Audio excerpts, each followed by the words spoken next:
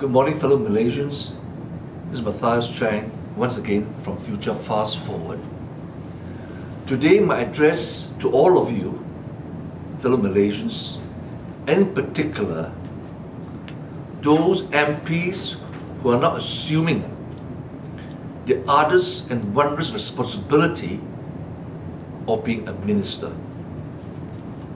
And I hope our leaders will consider my speech today in the spirit which I am delivering it.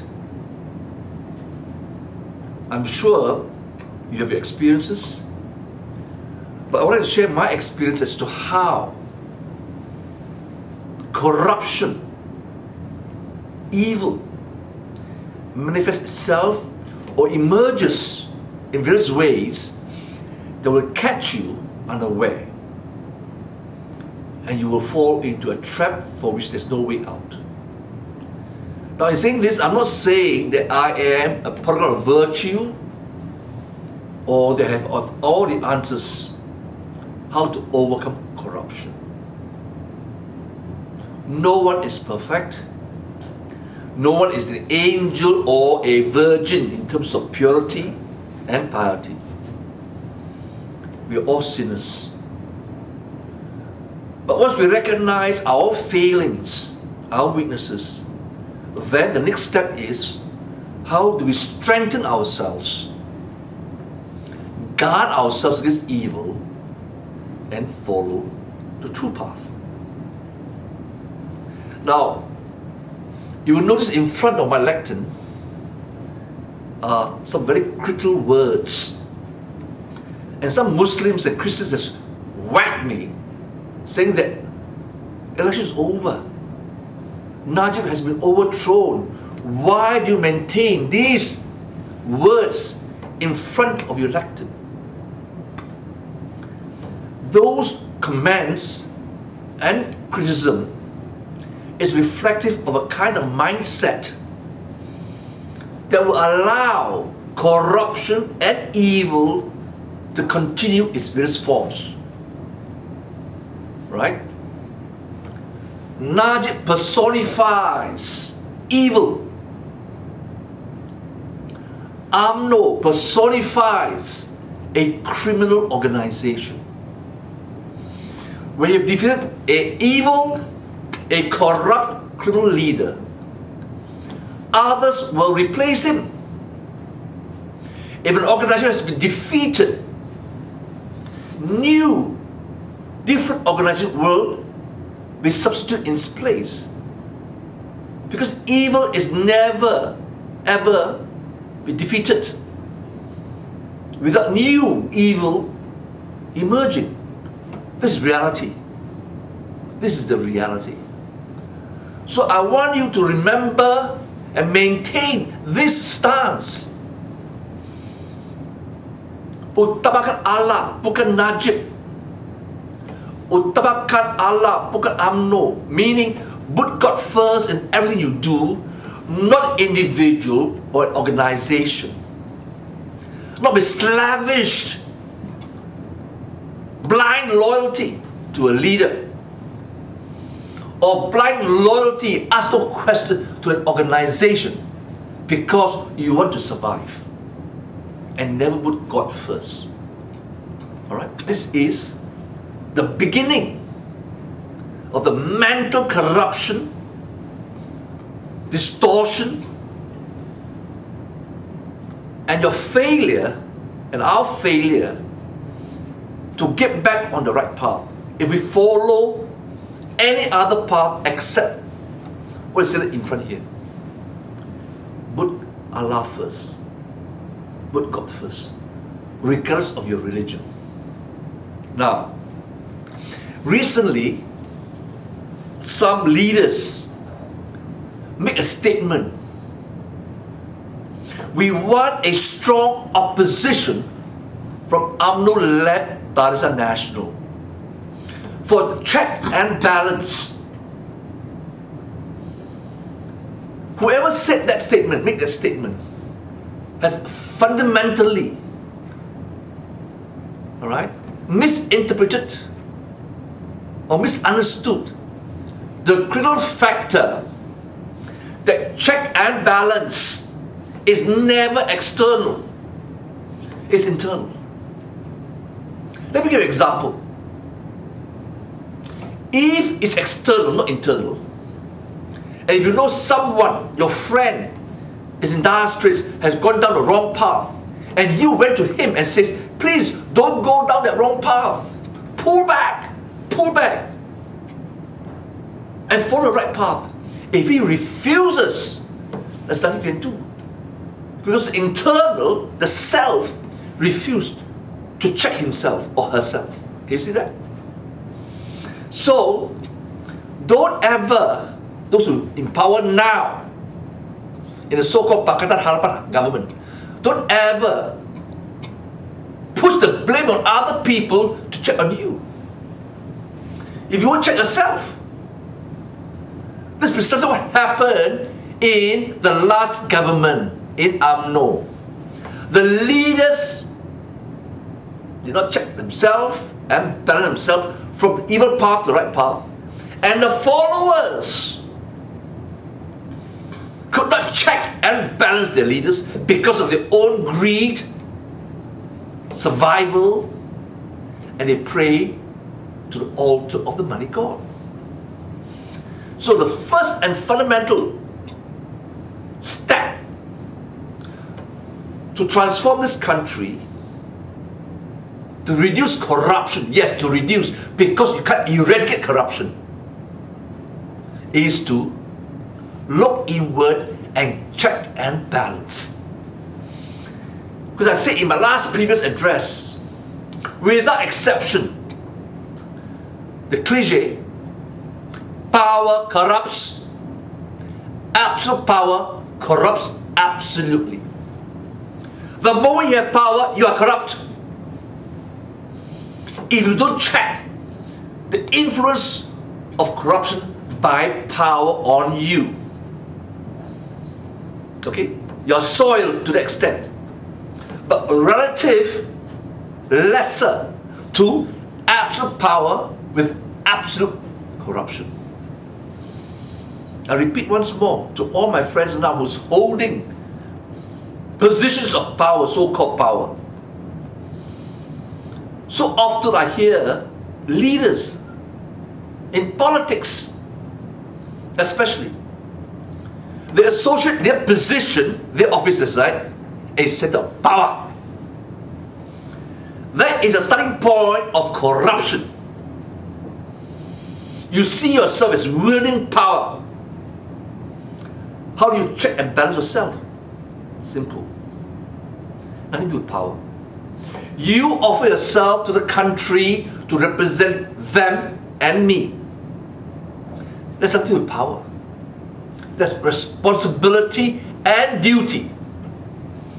Once you make a shift mentally, emotionally, psychologically from power to responsibility and duty, the whole approach, the mental element, the emotional, psychological approach to all things will change dramatically. You will see yourself conducting yourself in a different way. Alright? Think carefully. And if you think you are power, your office is a center of power, that thinking filters down to every aide, your political secretary, your private secretary, and what have you, special officers. Okay. Because then they see, my boss has power. And they arrogate themselves power which they don't have. They have what I call the derivative power equation. Okay? They behave like little Napoleons, minions. Alright? And they create barriers. Two types. Toll collectors and gatekeepers. So if you conduct yourself and personify power, you will attract as a magnet, and the transformation of the mental element of your staff at every level that they are close to power. And they will wield power in their own way. How? Simply, as toll collector, gatekeepers. And if the truth be told to all of you, you know your experience. You have to kowtow, grovel, just to get an appointment to see power. And the gatekeeper, toll collector, will behave as if they are so important. They control the gate. They open or shut.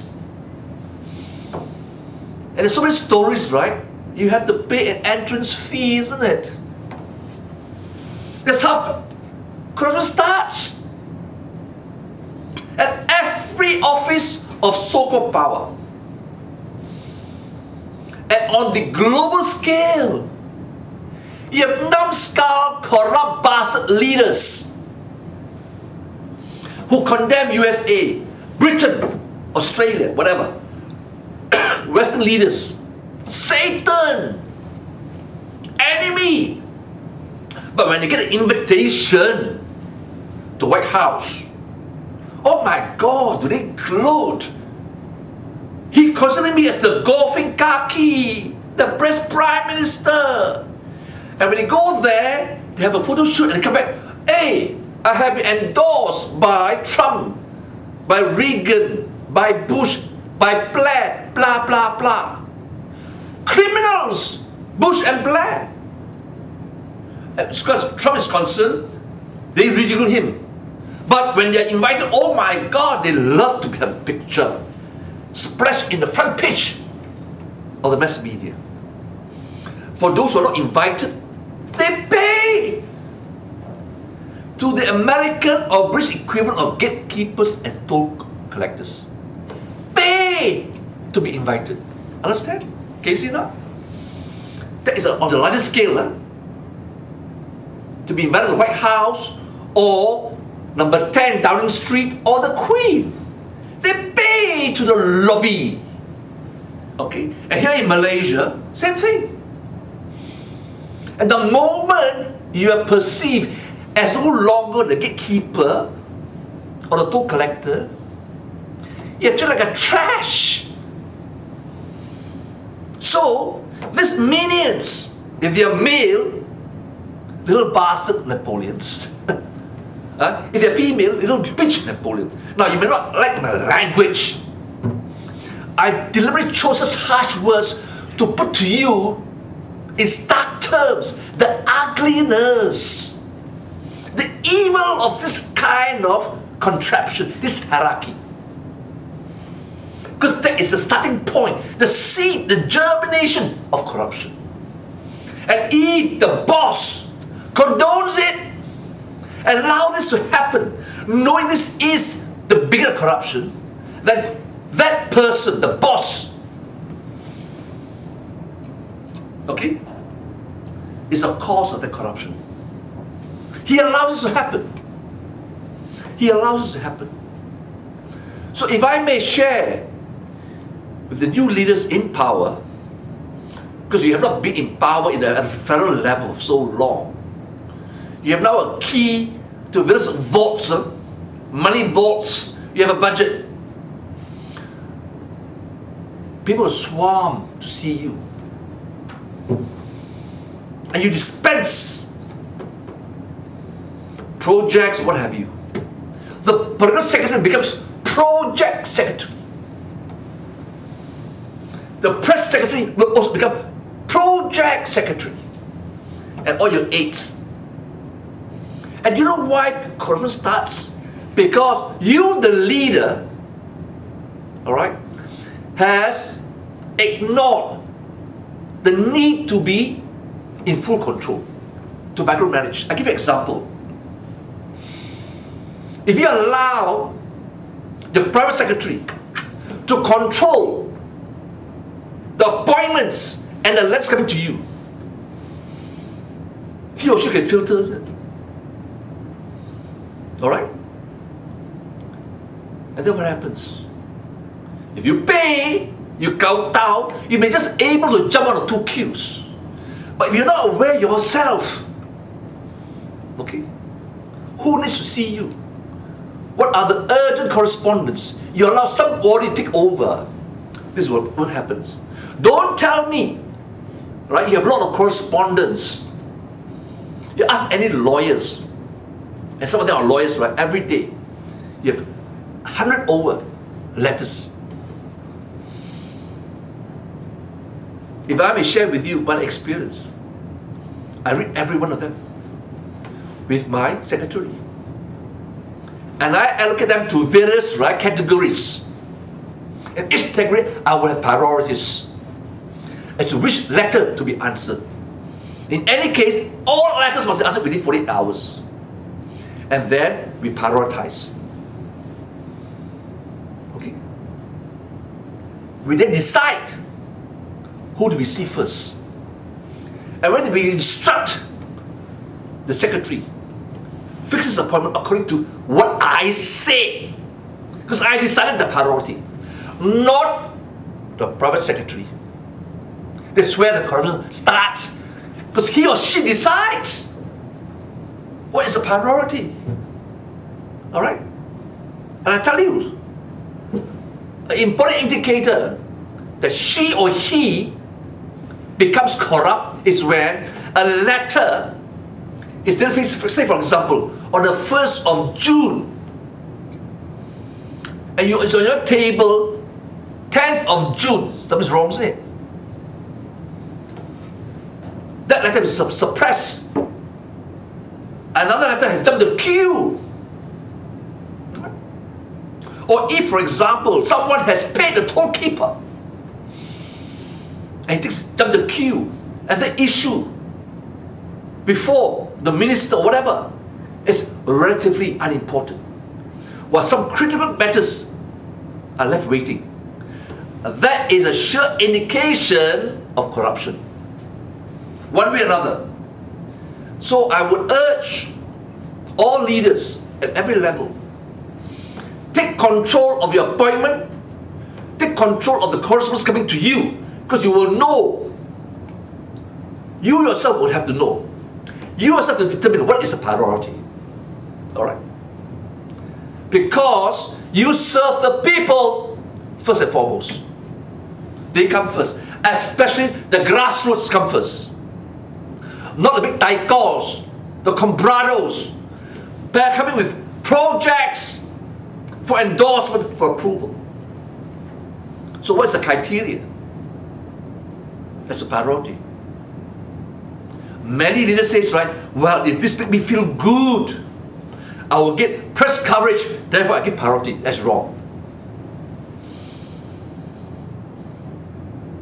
If a matter is for the benefit of the country, invariably, you being the minister or the leader will be perceived as doing good. If that matter is for the country, to promote, for example, racial harmony, religious tolerance, what have you. You know. Do not let anyone else in your office determine the priority. Alright? Then they will spin lies, excuses why someone cannot see the minister or the prime minister or deputy prime minister, whatever. They spin lies, they give excuses, and you will be blamed. How come we can't access the minister? Okay, you may get the blame, I'm telling you. Right now, there's already a torrent of complaint. Why they have no access to the leaders? Where are their toll collectors and gatekeepers? Okay, not just the private secretary, even the aides. Most of them, I can tell you, overrated, unemployed, underemployed. So the first thing, if you want seriously, don't talk about reformation to me. Don't talk about reforming institutions. All our institutions have been established by the British colonial power. That doesn't mean the system is better. Throughout the world, the Commonwealth countries inherited the system of government with a strong civil service. This was one of the good things left behind by the British. It's all there. The judiciary, everything's there. It's not the institution. More important is the culture of the organization. Cultural, all right, of the organization. One bad apple, the whole barrel gets rotten. So you ask yourself, right? Who am I bringing in to any organization? What is your organizational culture which you want to incorporate, inculcate in everyone? And remember, the remnants of this man, the remnants of this criminal party organization remains. And you think you can be immune and won't be infected? They are still there. And let me tell you something, right? One of the hardest things is to tell truth to power. There are two types of truth, okay? You see this page? It's a book called The Bodyguard of Lies. Okay? It's about how Churchill and the intelligence services in England conducted intelligence operation. This is the book. I've read it many times. Okay. The Bodyguard of Lies. In intelligence, when we penetrate organizations or we break a code, that truth is hidden, right, by a body of lies, so that enemy won't know that we have penetrated their organization, their war plans. So we have diversion to maintain the truth. For example, Britain, okay, decoded the Enigma code of Germany. They knew all the plans of Germany, but they kept quiet, and they gave away all kind of diversion. Even when they knew Coventry was going to be bombed by Germany, they didn't tell anybody. They rather let Germany bomb Coventry than expose that the fact that they had broken the code. Because they knew Coventry was to be bombed because they broke the code. Preserving the code was more important than the survival of certain population in Coventry. Okay? That was lies be to camouflage the truth. But in politics, different. Most leaders are scared of truth. That's why I say it's so difficult to talk to power, truth to power, especially ugly truth. So they are guided by a circle of liars and lies. Because if truth comes out to power, these people may be unemployed, all right, or removed, whacked. So the truth is surrounded by lies, as opposed to a bodyguard. Can you see the difference? The bodyguard lies in this context is to preserve truth. The power, the leaders know what is the truth, no matter how ugly. But divert people, enemies from their attention. In politics, right, it's just the other way around. Alright? They purposely create lies to prevent truth from going to the leadership. They are the moles, double agents, agent provocateurs. Okay? Now, why do you think politicians are so afraid, right, to have truth coming to on your desktop? They look bad. They look bad. Therefore, they find ways, right, to cover up. Natural. Very few leaders have the moral courage and the spiritual guidance to know this truth must be exposed. And once we expose the truth, we will have a remedy.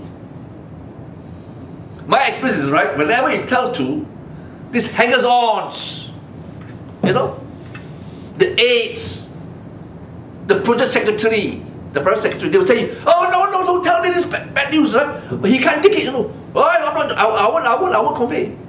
Horrible. You know why? Because mentally, emotionally, psychologically, these people don't have the backbone. They may claim to be Christians, Muslims, Hindus, but they don't have the spiritual backbone to stand on the side of truth, but they cover up and give excuses. Right? These are the beginning, the seed of corruption. Now, another aspect of corruption that begins in the centers of government is this. They know you have to stand for election. They know, the people with money, that you need finance to do your so-called charamas. So, for want of a better word, they use a polite word, right? Oh, we will sponsor the event. Okay? We will underwrite the event. And tell it to your face. Don't worry. You can count on me. I'll be your sponsor. And you gladly received it. Thankfully, express your gratitude and appreciation. And then subsequently, the same person will come to you. Brother or bro. Hey, I helped you. You know, I can help you more if I have a project from your government, from your ministry, and then I will set aside part of my profit to sponsor you for more activity. Sounds familiar, is it? You have criticized Najib, right? Help me to help you. See, Najib is very blunt, you know. I give him credit, at least he don't try to be, use sophistry. Help me to help you. Even for me, I give 5 million. You see? That's why it's surrounded with all these members of the kleptocracy. He used money to buy loyalty and support. That's why all the CEOs are paid millions. But they're worth millions for loyalty. So, very simple. And you will put in such a situation of indebtedness to the sponsor. Understand? How do you get out of this? He can be your good friend, you know. I tell you what, very simple. Whenever someone offers to help the government, also for the riot, by sponsoring an event, fine, no problem. I'm not saying if they can't sponsor, they want to donate, right? And it's advertised, right? This event is sponsored by so and so, fine. But tell them in his face, excuse me, bro. Excuse me, brother. You are sponsoring it, right? For the country, is it? For the association, is it? For the riot, is it? For the village, right? You're not sponsoring for me, huh? Please, huh? You're doing for the country. You're doing for the state. For the village. For the school. Okay? Not for me, huh? You're doing willingly. Don't ask for a quid pro quo. Understand? That's why so many politicians, you know, in events you can see them, oh my God, when a sponsor comes to the picture, be a Tan Sri or a Datuk Sri, whatever, oh my God, the way the politicians, right, grovel. Hey, Tan Sri, how are you? Hey, thank you, blah, blah, blah, blah. And that's where they squeeze your balls, if you have any left, and demand the quid pro quo. And then what happens? You will tell your inner circle of liars, okay, the so-called derivative power centers, little Napoleons, hey, if so-and-so come, priority, no the appointment. And then what happens? These people hang around in your lobby of your ministry. You know? And people says, wow, they even have a special pass, no? They can enter any office. Okay? They're businessmen. They have a special pass. Alright? They can go through any doors. And they sound like a peacock. That is itself a manifestation of power, corruption. And they tell everybody in the office, you know. Alright? Hey, saya kawan bike lah. Hey, jangan lupa, I sponsor now. Then everyone says, this sangat baik lah. Dia kawan baik lo. Kuat now. And they close one eye all the time. This is the beginning of corruption. Okay? Can you listen to me? Please. And then what happens, I tell you? Politicians have enemies, whether you like it or not. When you consider your job as power, you will use power, or rather you will abuse power, to make sure your enemies or your friends, because a friend can be an enemy next time, you know. So they perceive everyone, right, as a potential threat. So they will then do what? Set up traps and entrapment. That's why sometimes, all of a sudden, one person comes to your office and offer you a deal you can't refuse. So good, you find it hard to refuse. You know? And you succumb to that corruption and entrapment. How often do you inquire, who is the bastard, the mastermind behind the offer of corruption to you? Assuming you took it, you never ask, who's the mastermind? It's the mastermind who's the bastard, I said, who sends someone to give you the poison chalice. If at all you should get angry, you should get angry with two persons. First, yourself.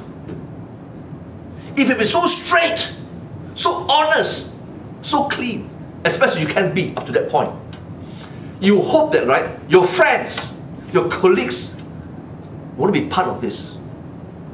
But the fact that they are part of this entrapment means, right, you have failed to the extent that they still think that, like, you can be bribed.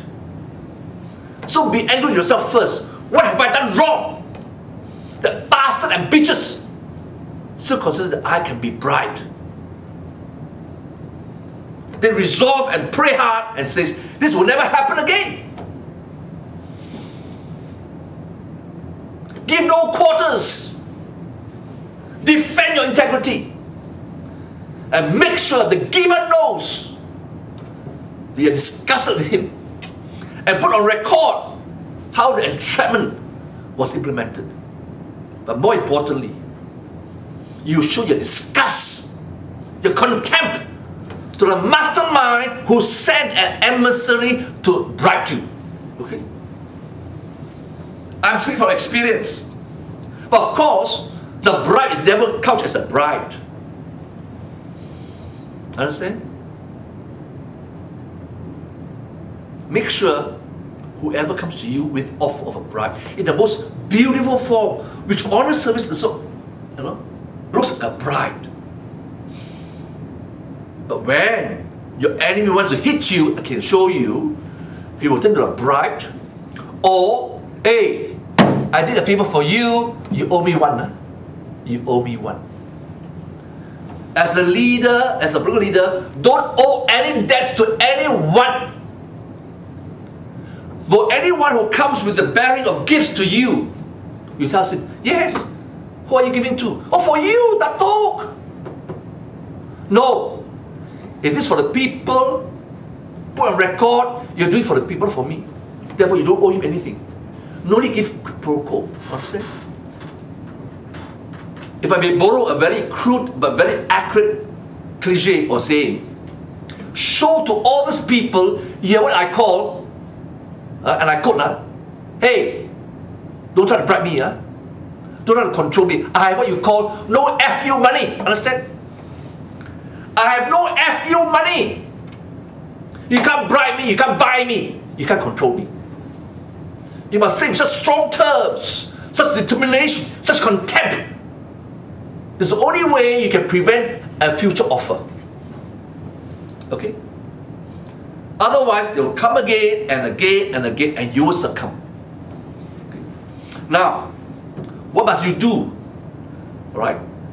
Be realistic, or you will have offers of corruption. You have remnants of evil coming around you. Some wipe them out straight away. Others, you hold them back. and see who are the network around them. Like I said in my previous speech, you know, peel the onion layer by layer. Some of these enemies, right, are so filthy, so evil. They are the best teacher by negative example. Bring them close to you, so close that you can smell the sulfur of their devilish behavior. Smell the sulfur. Bring them close to you. Stare in their eyes. They will know you know, right? They will know that you know about them. And you're wondering, why am I still allowed to be around him? Let them guess. When you peel enough onion and know his entire circles, then you give the coup de grace. I wipe them off. Ultimately, right? You new MPs who are now ministers, don't blame others.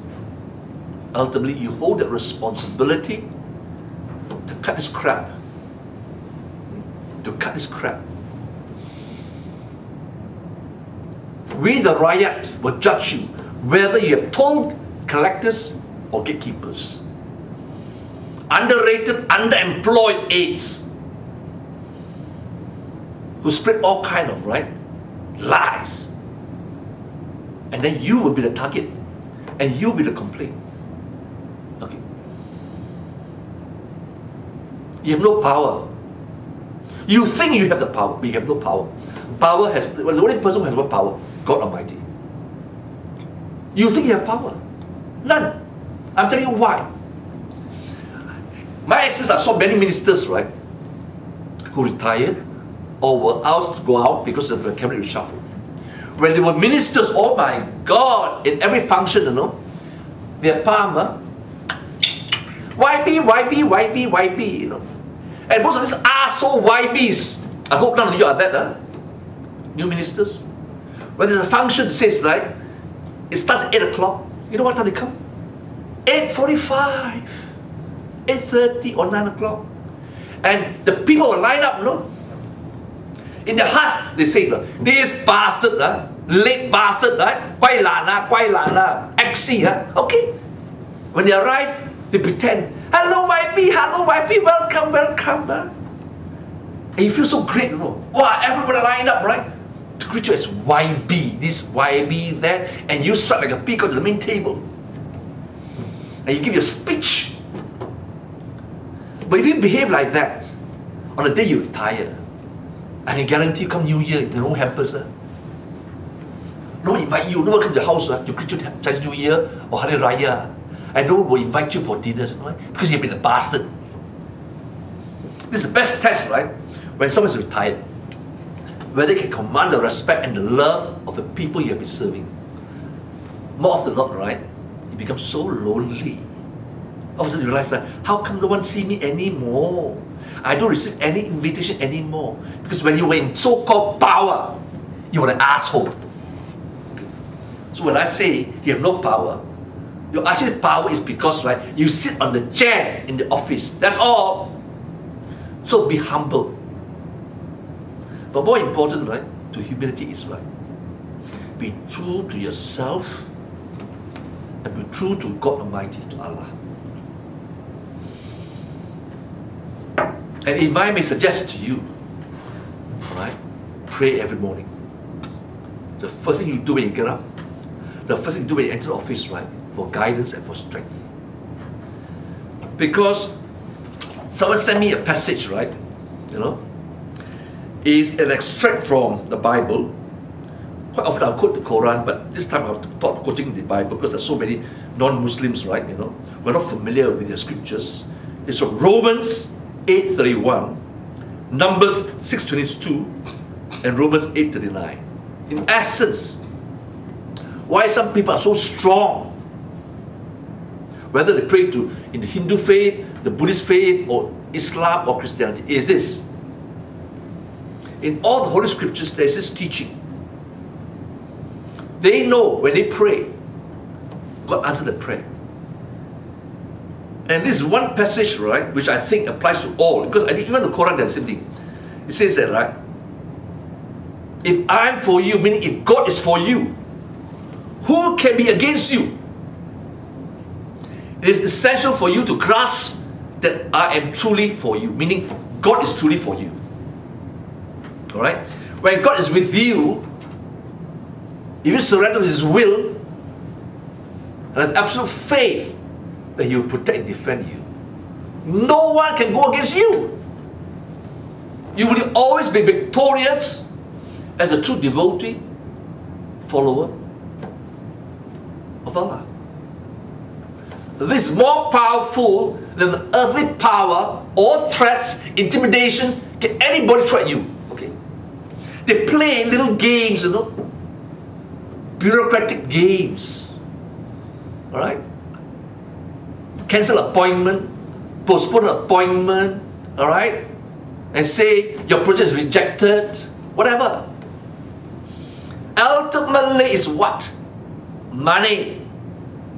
And you have to hold on to this faith that God will protect you. And then you have to be vigilant. Have they kept their promises? Have they kept their promises to the people? It's very important. So, what I'm trying to say to you is this.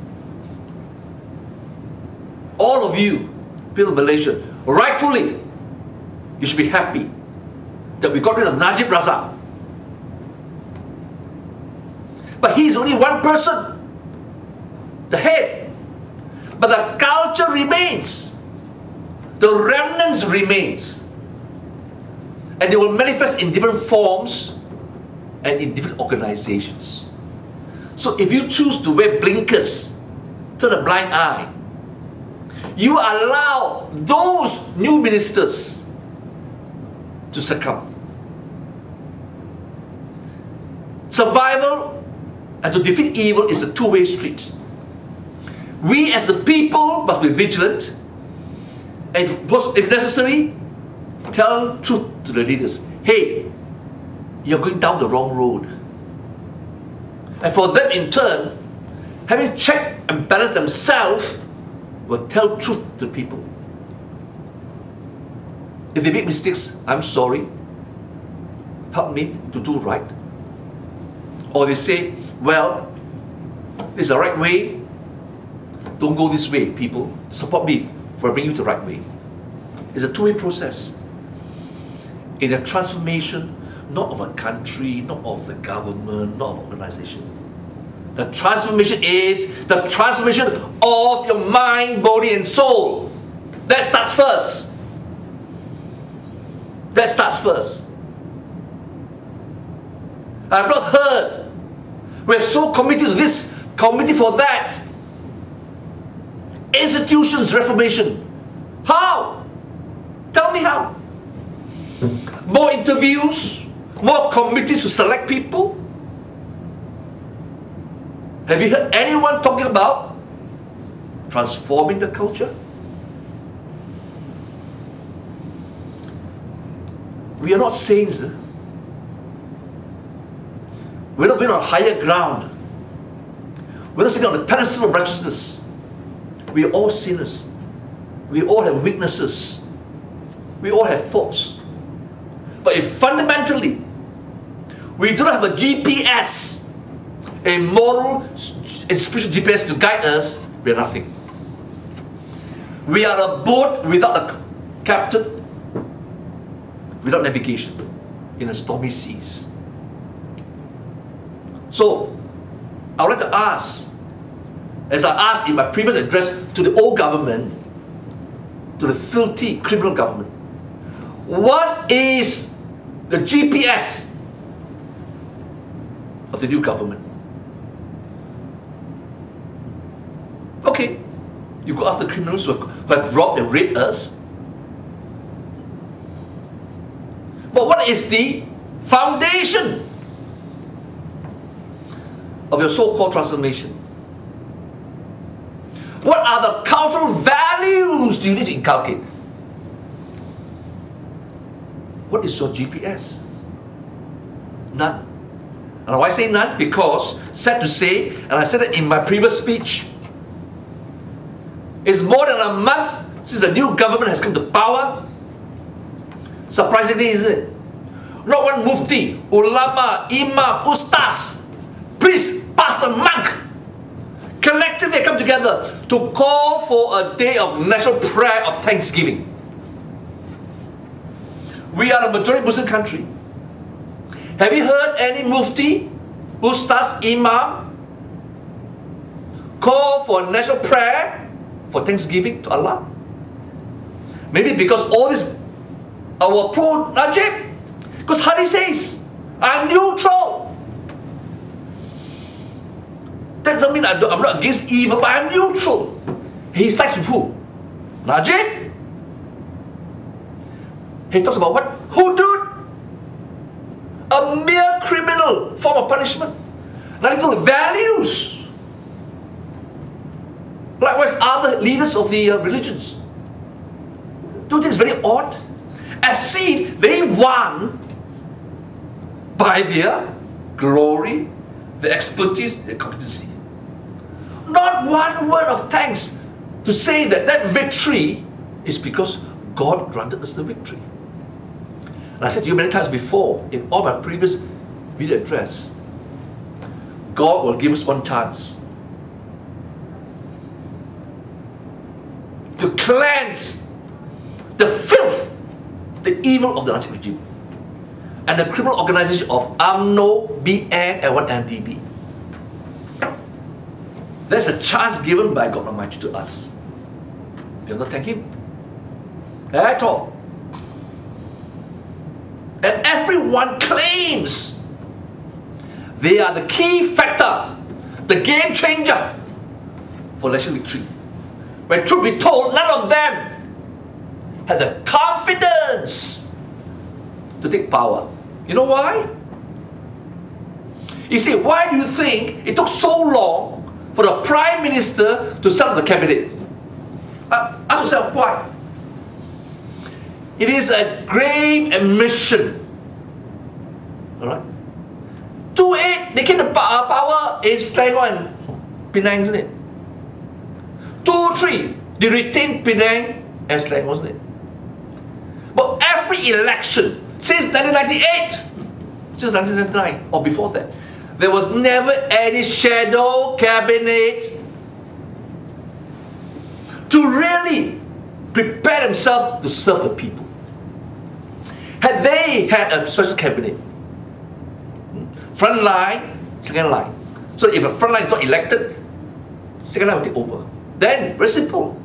Because when you have a shadow cabinet, your task is before you serve the people in power, you already study the problems, the filth, what you have to get rid of. So that when time comes, you just go ahead. That's what happened in England. When Labour is in opposition, they have shadow cabinet. When Conservative is in opposition, they have shadow cabinet. Likewise, Democrats and Republicans. But in Malaysia, they don't have it. You know why? Because they didn't have the confidence and the faith to win. They were quite happy. That's the trouble, isn't it? See? So I know some of you leaders of Pakatan Harapan may not like what I say. I don't expect you to accept whatever I say. I'm not perfect. But I'm exercising my sacrosanct freedom of speech. And let's see whether the promise made will be kept, or will I be mistreated and clobbered under various draconian laws set by the previous government. And this is reflected in the recent arrest of Sidi Kasim, isn't it? The apparatus of abuse is still there. You see how difficult it is to root out evil, to root out abuse of power? Because the present leaders have not shown. You must say, Matthias, they've only been there for 1 month. I've said, right, honeymoon is over. When you take over from evil, you cannot goyang kaki. I'm sad to say. Yes, you must say, oh Matthias, you're so unreasonable. No. You set such high standard. I didn't set a standard. You did. the new government, okay?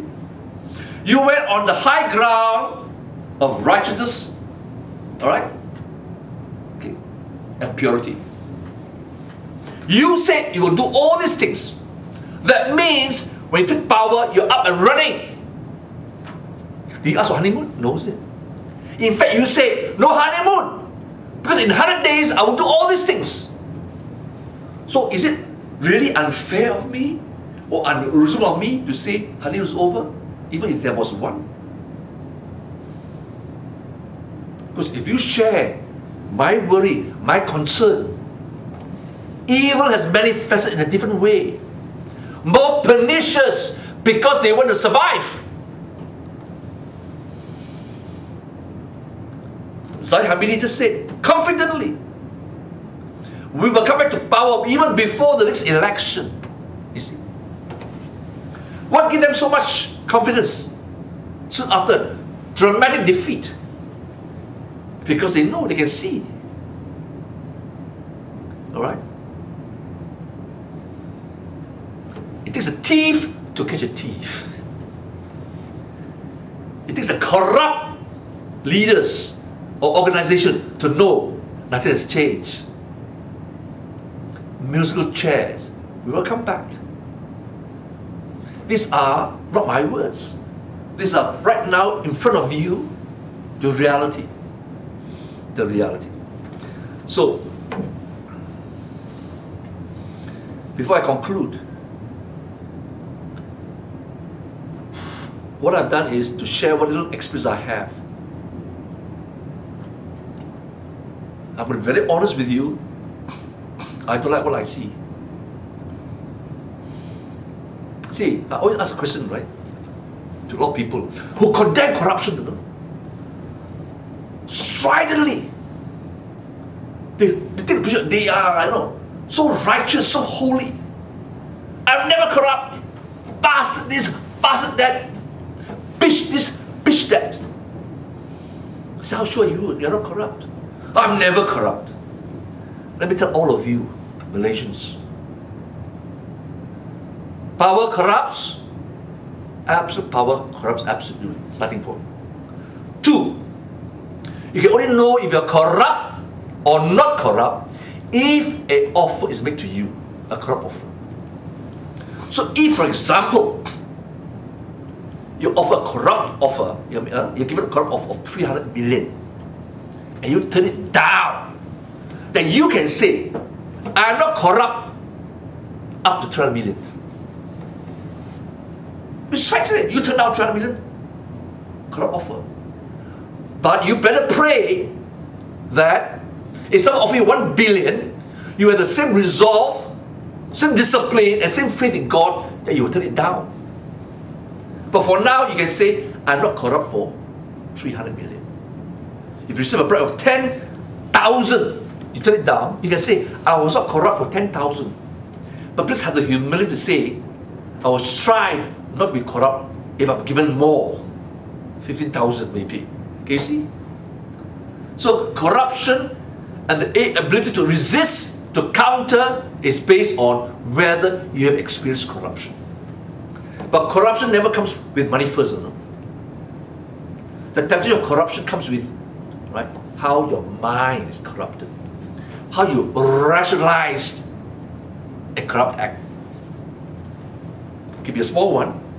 You justify, nothing, everybody doing that.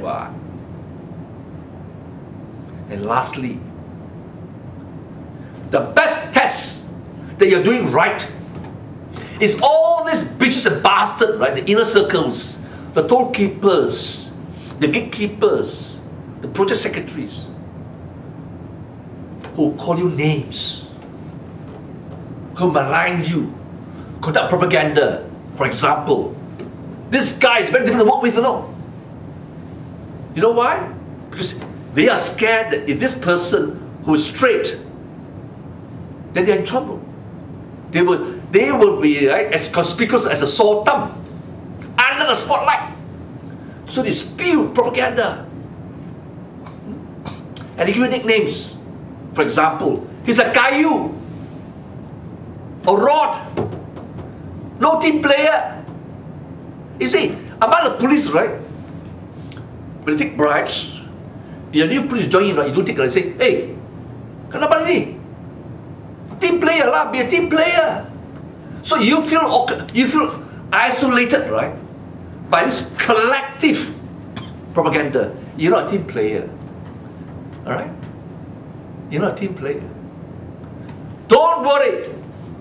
Stand true to your stand. The more they malign you, so they do it two ways, right? One is very direct, you know, you freaking bastard. Right?